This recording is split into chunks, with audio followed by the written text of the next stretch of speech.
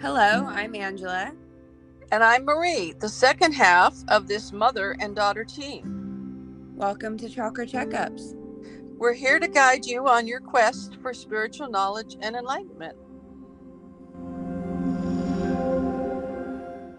We're back. Saying we're back every time always makes me think of the dinosaur movies from when I was a kid. Okay. I just want to throw that out there. This is what goes through my mind every time. Anyways, besides that, my random thoughts, you had an interesting question come up recently. I actually had someone say, "What is the soul?" I don't know what that is. I don't understand that at all. And then it occurred to me maybe this person's not the only one. Mm-hmm. And I certainly can address that. I can't guarantee that I'm going to line up with exactly everybody else's religious definition. Dun dun dun. But I do know some things from experience. Okay. So the one probably really defining moment for me was when my parents had a cocktail party in the afternoon at our house in Lake Arrowhead when I was about 15 years old. And during this party, there was a lot of drinking. Most of the adults were, pretty well lit. And there was a dentist that was using hypnosis on his patients instead of anesthesia while he was doing certain procedures. He must have been a good hypnosis. Actually had it done. Really? Yeah. I had a wisdom tooth pulled out with just his hypnosis. Really? Not even an aspirin. And it didn't bleed and it didn't swell. Wow, that's cool. But at that time, I didn't know that about him. I mean, I hadn't met him, but later I did have him pull my wisdom tooth. But at any rate, so he said, let's hypnotize everybody as a kind of a party thing. And I was kind of laying back on one of the sofas in this great big room my parents had and just being kind of a bored teenager. So he did a kind of a typical hypnotic thing. You're going down a stairway towards a light, and you're going to get to the light, and I don't know what was supposed to happen. But what happened for me is that I felt like I fell asleep, and then I suddenly saw myself as two me's, and one, of course, was separate from my body laying there, and I was seeing myself laying there on the sofa, and and then I went up closer to the ceiling, and I could still see myself. Mm-hmm. And then I started to move rapidly, like I was flying through the house, across the neighborhood, to these people's house. I didn't know these people, and I didn't have any idea why I was there. I was thinking, what am I doing here? I was in the bedroom of this little boy. He was 7 or 8 years old, and I saw him kind of wake up and then struggle to kind of get up and very weakly, holding onto the bed, move over to a chair. Mm-hmm. And then I thought, I don't know why I'm doing this. And then I went away. And I wasn't directing this at all. It seemed like it was being directed by someone other than me. And then I went into this area that was light, a lot of light. And I moved closer and closer to it. At first, I was kind of sort of afraid of it. But then I sort of relaxed and I went more and more into this light. And as I went into the light, seeing my physical body disappeared. Mm. So I no longer felt like I had a body, but I didn't lose any sense of consciousness. And the way I would describe it the best, it was very warm, but not uncomfortably so, and very comforting. I felt really, really safe, very warm, very comfortable. Was completely surrounded by light. Every direction seemed to be just brighter and brighter light. Didn't seem like there was any center, and it didn't seem like there was any end. Okay. I was just like in this infinite, warm, soft, comforting light. And I remember I thought really clearly, wow, I'm still me. You can go into the light and you remain yourself. You don't lose who you are. That seemed really important to me in that moment. And then I felt like wind was blowing, I was moving very fast, and I was back in the living room in my body. Okay. So while you were having this out of body experience, you would say that that was your soul body. Yes. So when we're talking about what is the soul, like what did you look like or something in your soul body? What is it? Well, your soul body looks like you. I mean, basically, if you're on the astral and you're talking to angels or something, it's going to look exactly like you. But one of the defining moments of having this experience is that I realized in that moment, I really realized that we do have this body of intelligence Mm-hmm. that is uniquely ours, and we never lose that. And I totally came out of that kind of restructured. I definitely believed in God without a doubt. It was no longer something I thought maybe was happening. It was very real for me. I also lost any fear of death. Mm-hmm. I definitely got on a very deep level that we never die. Mm-hmm. We may leave our physical body and go someplace else, but we never just disintegrate and become nothing. Mm-hmm.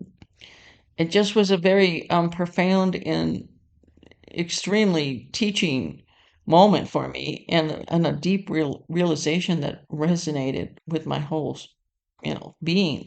So when people ask me, what is your soul, I would say that is the part of you that you may or may not have consciousness of that never dies. Mm-hmm. That's a part of you that is always going to have consciousness of who you are and where you've been. Mm-hmm. And if you're on the astral with the angels, you probably have full consciousness of who you are and where you've been in every lifetime, or here on this planet or any place else in the universe that you might go. Your soul matches pretty much the energy of your physical body when you are in a physical body. What do you mean by that? I mean, like right now, if you were to go to the astral, you'd look like you, Angela, Uh-huh. walking around. When I have seen people on the astral, they generally look about 10 to 15 years younger than they are, and they generally look healthier. Uh-huh. It just seems like you kind of you have a more refreshed version of yourself when you're on the astral. But basically, you could tell who's who. Uh-huh. You look like who you look like now. So that's kind of interesting to me when we talk about past lives and things like that because we didn't always look like the same person. And No, if your soul is a continuation of all of these different lifetimes, I'd think you might not look the same as you do in this lifetime.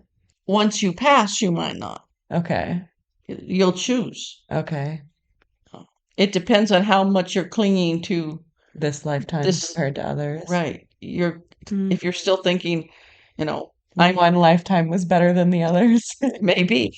Well, an interesting thing about that happened when my stepdad, he died of lung cancer, and a couple months before he died, the two of us started having these really deep conversations Mm-hmm. about spirituality, what happens when you're dead, all sorts of things, things we'd never really talked about. And it was really great to sit and just have these, real calm conversations about all this stuff with him. So he said to me, like, when I die, I'm going to come and see you. Mm-hmm. If it's possible for me to come see you, I'm going to come see you. Mm-hmm. And the day after he died, I was sitting in meditation, and then I saw this face, and I'm like, who is that? And then the face changed. Mm. And then I'm like, who is that?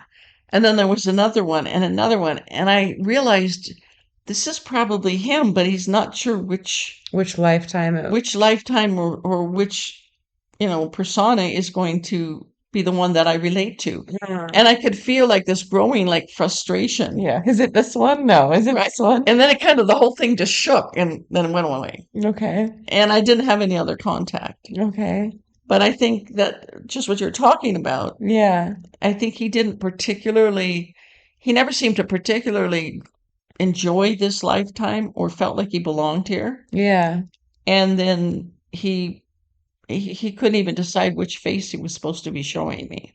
Okay. So that was a very strange thing. I've only ever had that one time. Most of the times, if you're calling forth someone, like I want to see my uncle, I want to see my grandmother, then they're going to come in the form, Of what you recognize them as. yeah, their grandmother, the grandmother part of their consciousness, or the stepbrother part of his consciousness, or whatever the person is. But the physical body match part of our soul is what we're most adapted to when we're in an incarnation, when we're here in a body on earth. Mm. There are times, though, like in the meditation, where I see people one after another. It'll go around the meditation group, the energy will change, and there'll be suddenly a lot of light and a lot of energy comes.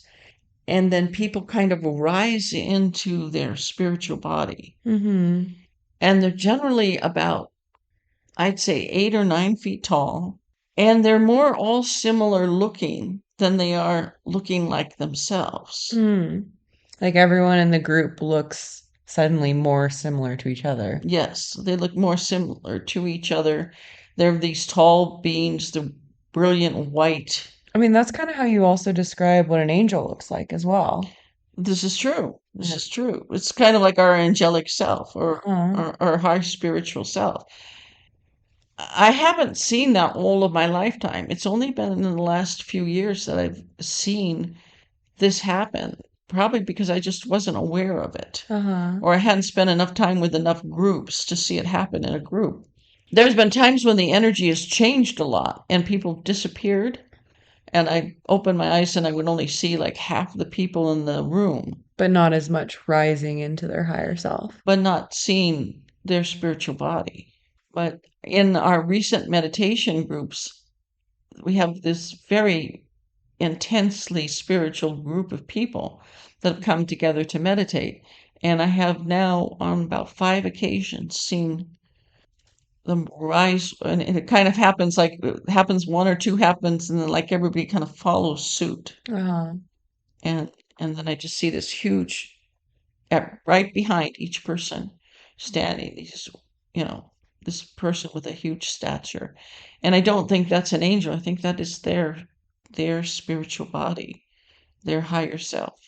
So, and it is somewhat transparent of more light Mhm. than Yeah, like a solid. it's more like a semi-transparent, white on white kind of relief is what you see Cool. if you were to paint a person all in white. Mm-hmm. And they generally have a type of kind of like a type of a robe or something around them that matches each other too. Okay. It's interesting. It's an interesting study. Okay. So, from my point of view, what is the meaning of your soul and what is the purpose of all of this?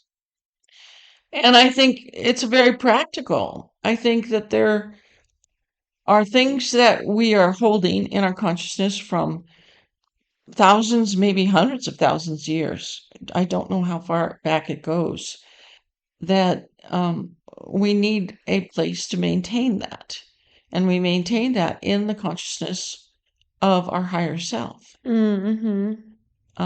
At the same time, we need to be in our physical body, and it's necessary to have a body or a container for our energy to go in between, Mm-hmm. so that when we are dreaming, we can have a fluid dream. We can be on the astral and, move around. Even though someone may never remember being on the astral, it's very necessary and important that we can go there.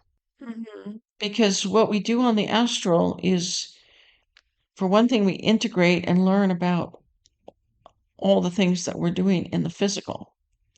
We integrate that into our soul body. We also have the opportunity to have serious conversations and teaching from angelic beings and masters, healers, various things of that nature. Mm-hmm. And there, I don't know, this is from my perception, but I think there's part of our mind, even part of our physical mind, that we don't access very well when we're in a physical body. That makes sense. But you can go on to the astral and access that part of your mind more easily. And the reason I say this and I believe this is because there are times when I was a jeweler, I was a jeweler for 27 years. I have something very intricate that I was trying to work out that was pretty technical and difficult. And I would just go into an altered state. I'd go onto the astral, and then I could pull back the information or pull back the skills that I need to do what I was trying to do. Mm-hmm. On one level, that was in my consciousness. On another level, it wasn't. And it certainly wasn't conscious. Yeah. So we use our soul body to gather information that we need to gather. Yeah, I feel like that part is so interesting to me of when we're talking about the souls in our consciousness. To me, there seems like such a disconnect of all of the information that our soul and our consciousness knows to what we actually know on this planet in this lifetime. This is true. I think it really is the tip of the iceberg. Yeah. The more that I study, the more I meditate, the more that I sit in contemplation, I am convinced that we are the tiniest little part, Yeah. almost insignificant in compared to the body of wisdom, knowledge, love, healing ability that our soul has. Sure. But why do you think we're not, I don't know, I guess born with the whole knowledge of all of our past lives? Well, I think we're born with more of it than we realize, but we probably shut it down practically before we're verbal. Okay.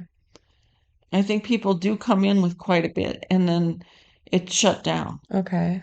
Just if you're listening to conversations, you're listening to think if you're like a little baby and you're in the living room or you're in the kitchen and your mom and your grandmother or somebody's talking and they're saying, this is the way this is and this is that way and that doesn't exist and that's nonsense Mm-hmm. and I think we incorporate so much of that very early that we start shutting down almost before we're conscious of what we know. Mm. The other thing, I think we shut down a lot of things because they're just really painful and traumatic. Mm-hmm. If you were eaten by a dinosaur, you don't want to remember it. Right. If we go back that far, they found a footprint next to a dinosaur, so Yeah. people were there. Um, if you woke up and you had all the memories of every traumatic thing or every good, bad, and indifferent thing, it would just be an overwhelming amount of information. Yeah. So when we're really looking or we're really willing and we're in an acceptance state of that we do have a soul and we do have this perception available to us, we do have this connection to the angels available to us, then you start to get bits and pieces, things I think that maybe are more important or more relevant. Mm-hmm.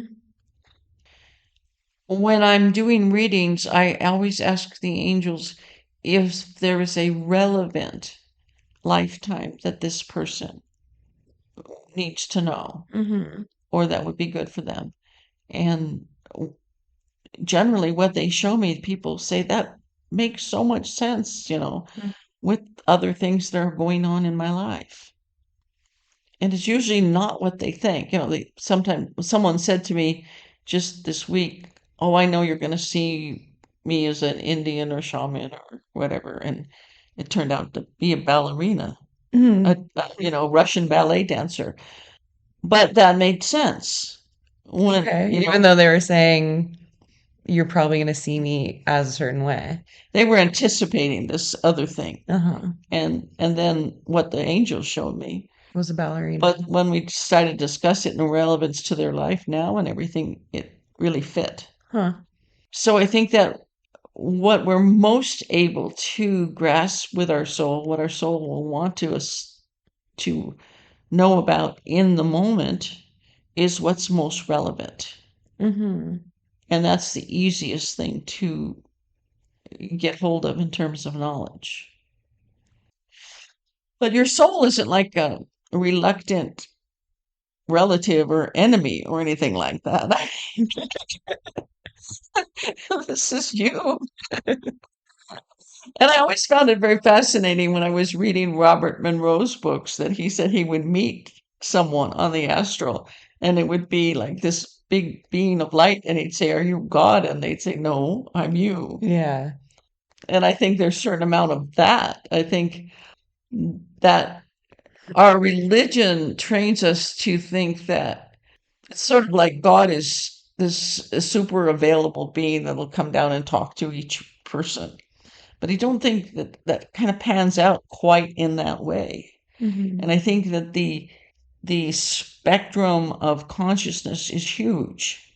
And we can only really be in a small part of that spectrum depending on where we are. So you can't necessarily sit down and have coffee with an all powerful being unless that's also who you are. Mm-hmm. And so that's another function that your soul has, it being this part of you that has this capacity to maybe step a little bit higher on one part of the spectrum and also relate to you when you're in your darkest place on the bottom of that spectrum. And from that darkest place to that highest perception of your soul body is kind of where you live before and after and during this lifetime. Like in just waves of the spectrum between the highs and the lows. It's kind of like a radio station, you can kind of get it from it starts to come in tune and then it tunes in and then it fades out. Yeah. And there's a certain band where there's that, there's your country music. Uh-huh. But in a way, we're like that too. Uh-huh. There's a spectrum of who we are, who we've been, if you add it all up Uh-huh. to And then that dial is where we're at now. and we're in that particular phase or that particular range of energy. Mm-hmm. Do you think that if we were raised more with awareness of our soul bodies and acceptance of a lot of these things, we would be, okay at a higher frequency on that radio channel? Very likely. Yeah. Very likely. I mean, I spent a lot of my life being told I was either evil, satanic, or didn't exist, possibly Schizophrenic. mentally ill, Yeah. It doesn't create the atmosphere for being Open and enjoy. Let me tell you what I saw walk through the wall today. Right. Right. And people roll their eyes and they go, okay, another crazy person. Um, so in a perfect world, we would teach our children about energetics, about their body, about their soul, about their possible perceptions, about the connection uh, from the minute they were born, Mm-hmm. and they'd be comfortable with it. One of the most common things that happens when I give a reading to someone that's very psychic is they say, "This is so nice to hear because I always just thought I was crazy." Yeah. So it's just validation for some that they just have never had anyone else to talk about it with. They usually are fear that they have mental ill or they just thought it was all something made up in their head or they're not sure. Mm-hmm. And then I just start describing, what's going on in their energetics and they're like sometimes they start crying. Mm-hmm.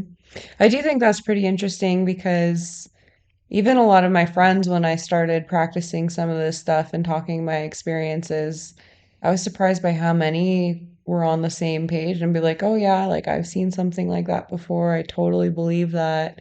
And it wasn't talked about before. And so I was like, wow, like these are people that I've hung out with for years, and this is something that I didn't know about them. Well, and that makes sense if they're your friends because they're in a similar spectrum. Sure. So they would be. Okay. I mean, even if your darkest drinking buddy would probably be more on the spectrum than you would think, Yeah. because they're going to, I think, to a certain degree, we do the same thing in life that we do on the astral or on in other dimensions with our soul. We stay close to a vibration that matches us. Mm-hmm. And that's why you have sometimes these neighborhoods that are really beautiful, or areas where there's one beautiful farm after another, and they're just all, so picturesque. I think people have come together to a similar vibration. Mm-hmm. And then there's other areas where everything is like junk cars and trash in the front yards and stuff like that. Yeah. Again, similar. It's like they bunch together. That's one of the things that you have an opportunity on Earth to experience all this diversity of energy. I think that's one of the things that stuck with me the most as a kid, and I don't remember who told it to me, but it was you will end up being like your five closest friends, so pick those five people carefully because the more you hang out with them, the more you start to do things that they like to do and vice versa. So it's something that I always stick in my mind of like, do I want to be like this person if I'm hanging out with them? Well, maybe your five closest friends will become like you. Maybe. Yeah.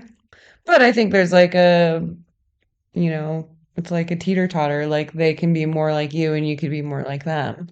And you either can go on the negative scale and start getting into drugs and drinking and, or just sitting on the couch, like smoking pot all the time, or you can, push each other to learn, to grow, or to experience other things in life. Yeah, go do Pilates and then go for a run, or then Yeah. go swim with the sharks or something. Yeah. Well, this is the one thing that people really don't seem to integrate deeply into their heart and soul is this isn't a planet of free will. You can sit and meditate and be surrounded by angels, and then you can go out and buy a gun and shoot somebody. It's really your free will. Uh-huh. And what's governing you is your inner voice and also the voice of your soul. And sometimes it might seem like that's almost two entities. In a kind of a way, it is. It might seem almost like, there's two personalities there. And in a way, it is, because if you want to say it in those terms, the personality, the persona of our higher self has a lot more experience, memory, depth than we allow ourselves to have. The expanding into enlightenment is kind of the acceptance of your soul. Mm-hmm. When we do certain meditations or certain ceremonies, sometimes I've been like surrounded in crackling gold light. It was like if you had a solid gold window that's just starting to break up and crackles with energy. So much light. And I think that you have to have a certain amount of comfort with your soul body and with the realization that you have a higher self in order to move into that kind of a depth of light. Because if you're not comfortable with that idea, then your higher consciousness won't let you get there. Well, you're blocking it in a way. You're blocking, I mean, you're holding yourself back on the spectrum. Uh-huh. You're holding yourself away from that higher place. For years, one of my most prevailing thoughts is I really, really want to know, and I really, really want to know the truth. Uh-huh. This is really deeply true for me. I want to see, know, learn everything I can, and I want it to be the absolute truth. the cleanest, clearest vision of the truth that is available. Mm-hmm. I don't want to be self-deceiving or deceived by someone else or led to believe something that's not accurate. Okay. And I think that's very empowering in terms of coming to grips with your soul and with your soul body and the personality of your soul. Because the closer that you desire and ask for the truth, the more that your angels and your guides and your higher self are going to try to make that happen and gives you a clearer perspective. I mean, in many ways, your soul is it is your best friend. It is you. It is your heart's desire. It is the part of you that can put one hand into higher intelligence, divinity, and then the other hand in yours and bridge that gap. Mm-hmm. So the the ideal scenario would be to get really, really comfortable with it.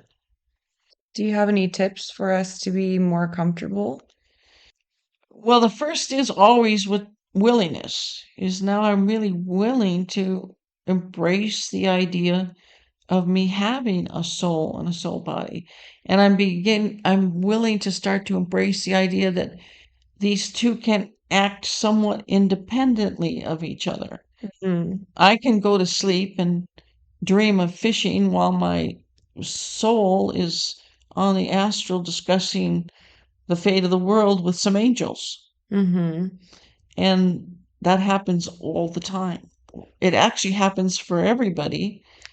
Well, they may not be dreaming about fishing, but that generally happens for everybody. I Hard feel to, like that's a little bit unfair to have my soul go walk away and have all the fun without me. well, some of it's quite serious. Yeah. I mean, I do quite serious work. Whatever it is, it Whatever doesn't it's- seem fair that my soul can be off wandering the universe. Well, how many times have you said, I want to know exactly what my soul was doing tonight? Um, Maybe not exactly in those words ever, actually. Yes, Yeah. that's it. Yeah. It's something you're not acknowledging. It's like you have a foot, but you never look down below your knees. Something's going on there. Yeah. You're not paying any attention and you're not giving it any attention. But hey, I was last night demanding that my angels let me meet my one true soul partner. And then I passed out and I was like, and I want to remember it. Passed out, woke up, no dreams. No. So how do you feel today? Well, fine. I slept okay. Well, I mean, do you expect him to have him knocking on the door in the next 10 minutes? Yeah. Okay, well, better Well, I sleep. wanted to meet them on the astral, Yeah, so and I wanted to remember it. okay. Well, maybe it's only half done. Yeah. I don't Okay. know. Well, they're lining something up for me. I guess I got to try again. And But my point is, I was asking for recognition of where my soul went that night and didn't get it. well, and maybe there's some time constraints with this other person. Mm-hmm. Maybe the other person was like, tonight, I want to be in a golden egg and I don't want anybody to bother me. I need some sleep. I mean, to some degree, you have to align. Uh-huh. They may have to go talk to him and, Yeah. Figure it all out. Free will thing is a tricky situation around here. well, it's especially tricky when it involves another person. Yeah. I want them and I want them on Thursday night at 8 o'clock. Well, Yeah. that may or may not work out. Yeah, yeah.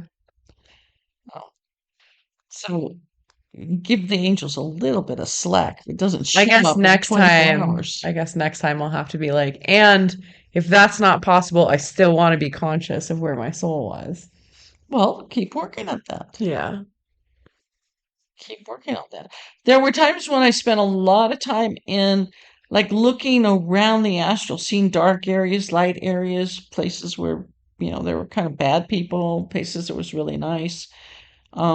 This kind of doing this exploration and getting used to moving around on the astral. I don't have that so much, but sometimes I still go to a certain place and bring back the conscious memory of that. Mm-hmm.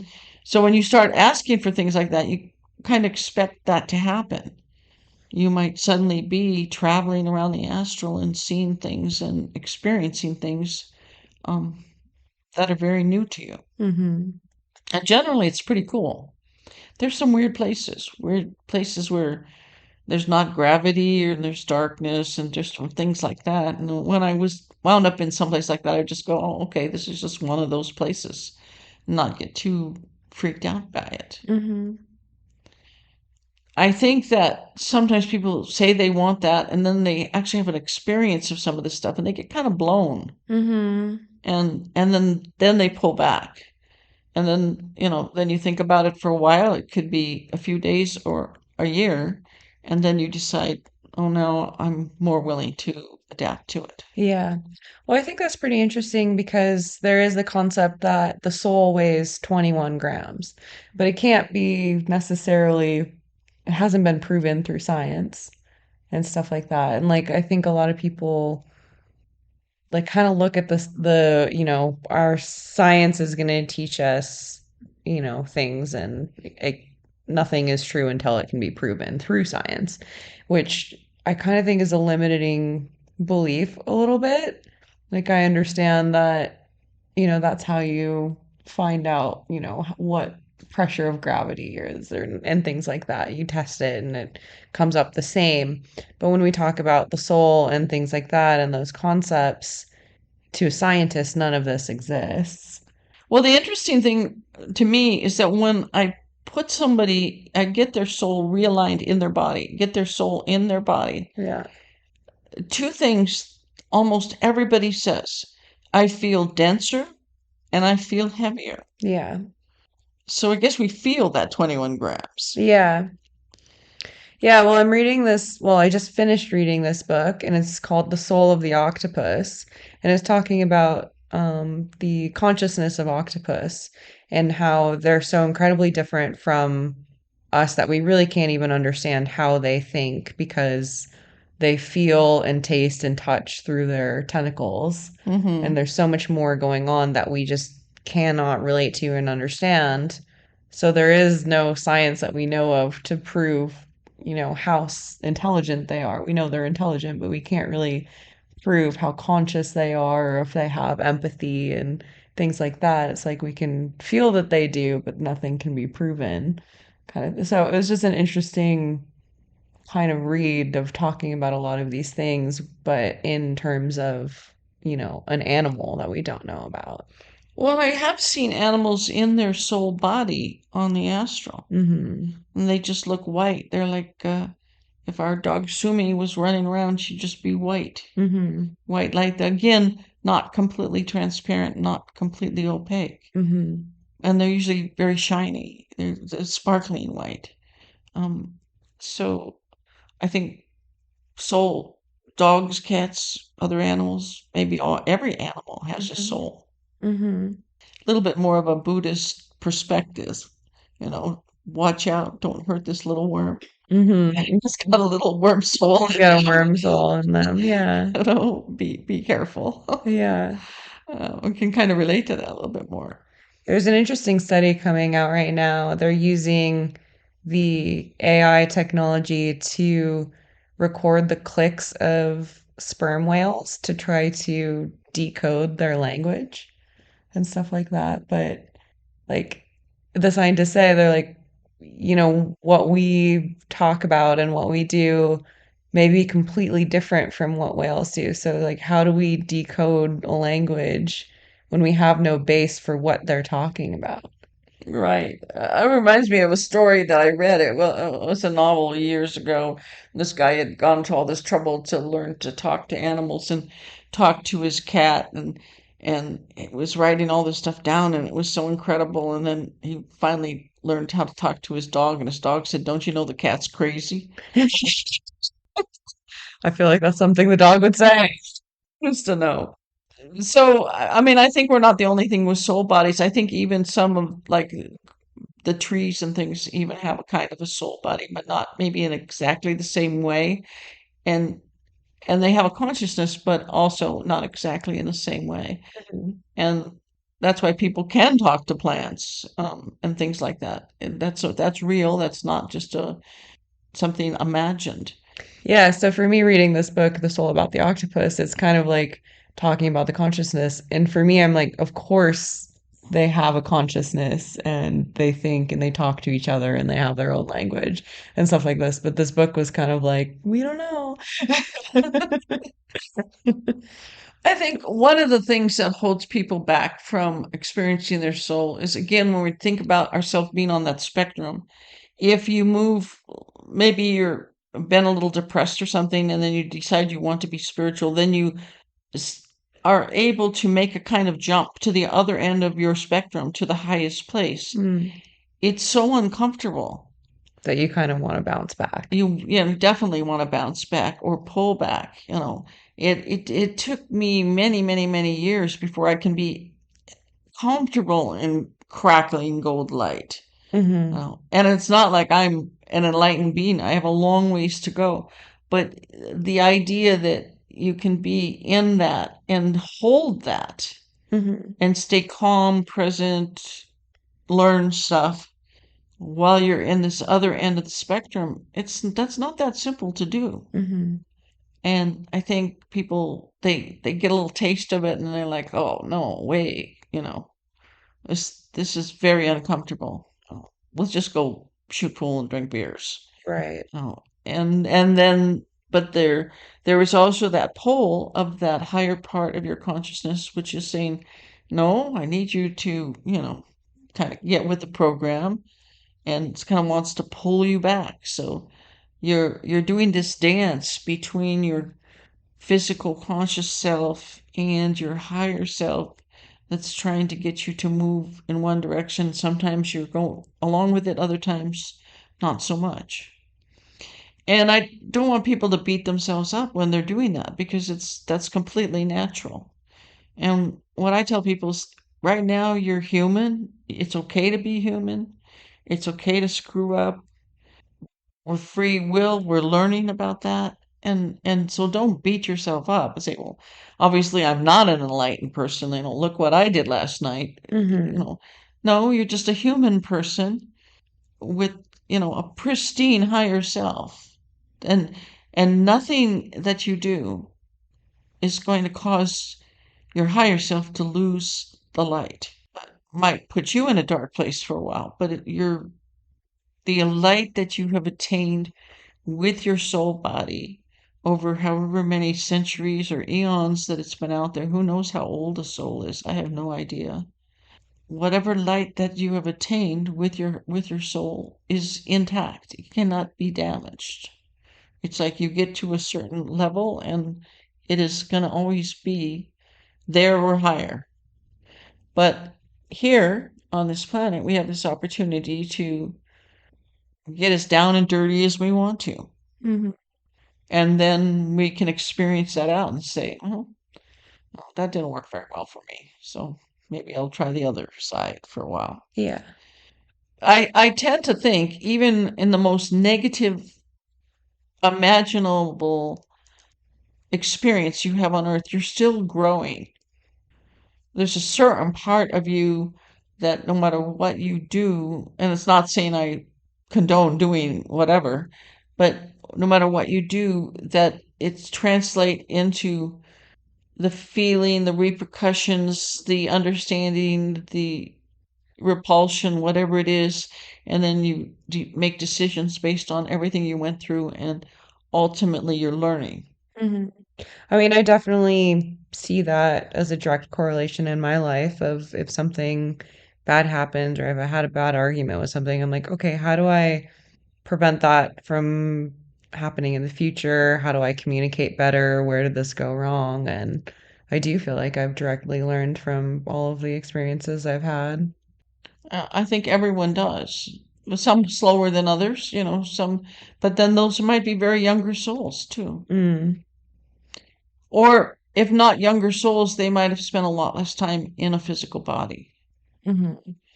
And I do think that there are some souls that have come from other planets and other realms that sometimes come here on Earth, and sometimes that's why we have such a highly attuned master. Mm-hmm. Is because these aren't people that have hung out on Earth for a very long time. They may be in a much higher vibration place in the universe, and then they come here. So I've heard this concept that on planet Earth, there's a maximum limit of how many living beings can be on the planet at one time. You mean physically in terms of the environment and everything? Yeah, yeah, I think that's what they mean, like physically. M More just like a, maybe not physically, but maybe a spiritual, capacity. This is, 8 billion people is the maximum that the planet can hold. And so that the Earth would find ways to get rid of the excess to keep that number at whatever it is the sustainable amount. That makes sense. I mean, to me, that makes sense. Yeah. I mean, if you think of let's say you're holding a school, think of it like a school, and you can only cram in so many students, and you can make exceptions and say, oh, we'll cram in some more. But at some point, Yeah. the school, the toilets are going to overflow. There won't be enough water. There's might be trouble breathing.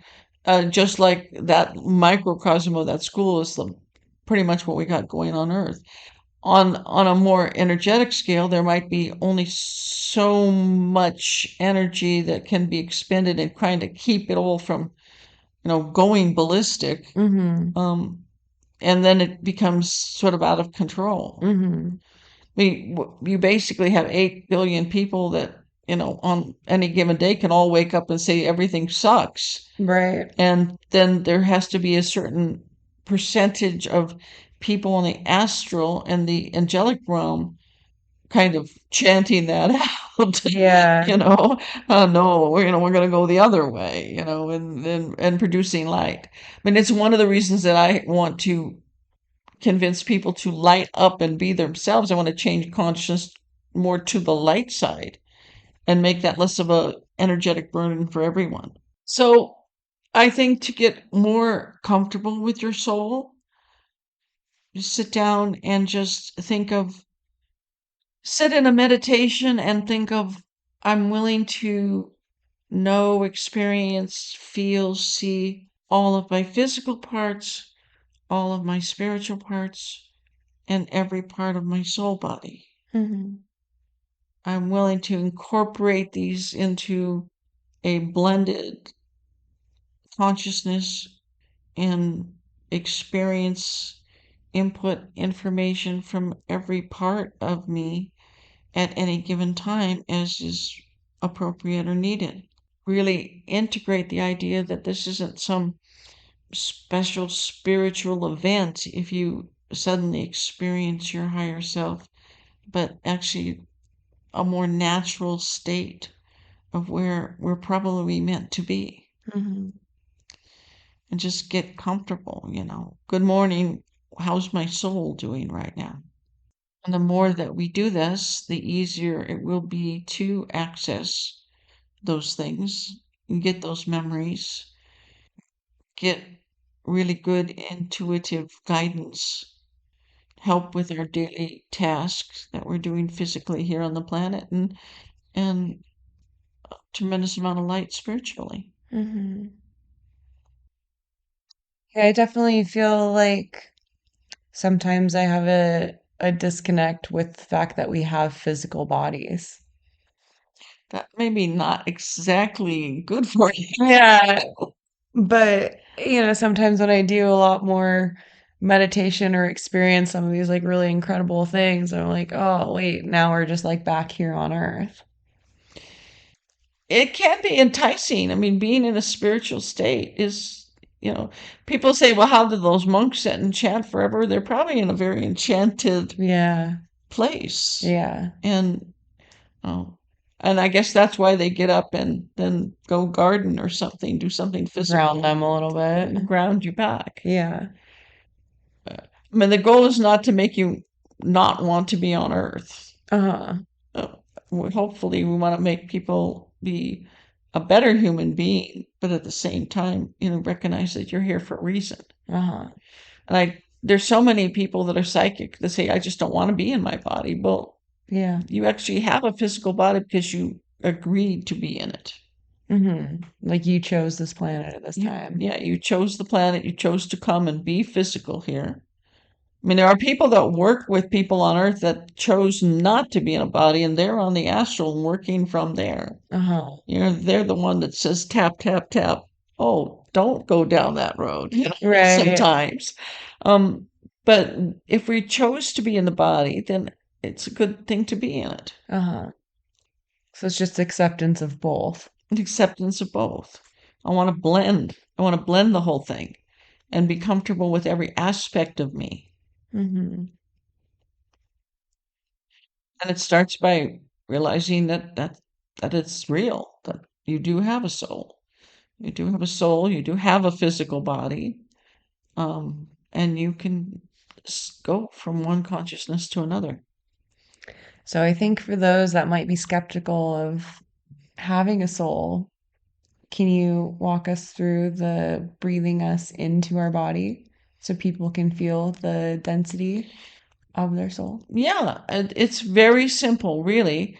Stand up, stand up nice and straight, relax your body, and it's better if you keep your eyes open because you don't want you to space out. And then think of I'm commanding my soul, I'm in charge of my soul. So I'm going to have my soul in this moment come straight down, like if there were two of you and one was directly above the physical you is your soul. I want to have my soul. I'm willing and wanting my soul to be in my body 100% right now. And then breathe and think of pulling your soul down into your body so the toes of your soul are in your toes. And breathe and say, I'm willing to be in my body. I want my soul 100% in my body. And you'll feel this energy sort of moving down, and take another deep breath. Right this minute, I'm willing and wanting to be in my body. And as you do that, you'll feel the energy moving down. And you do that until you feel like a tingling in your toes, like if your toes had fallen asleep and they're waking up. And that's when you know you're like fully on the ground. And that's the healthiest place you can be when you're awake and running around on the physical plane. So even if you weren't skeptical, if you did that exercise with us, welcome home. Welcome back, Astral Flyer. Welcome back. Yeah. Yes. Well, your weight will be more under control, your health will be better, your energy will come up if you spend more time in your body. Well, that sounds like good reasons to be there. If you needed a reason. If you needed a reason, now is a good one. So if you are in your body and you have discovered your soul, let us know. Yeah. If you liked this episode, share it with your friends, subscribe to our channel here, and, give us a call, write to us, tell us what you think. We want to hear from you. And my higher self wants to hear from you too. And we'll have another episode for you next week. Bye for now.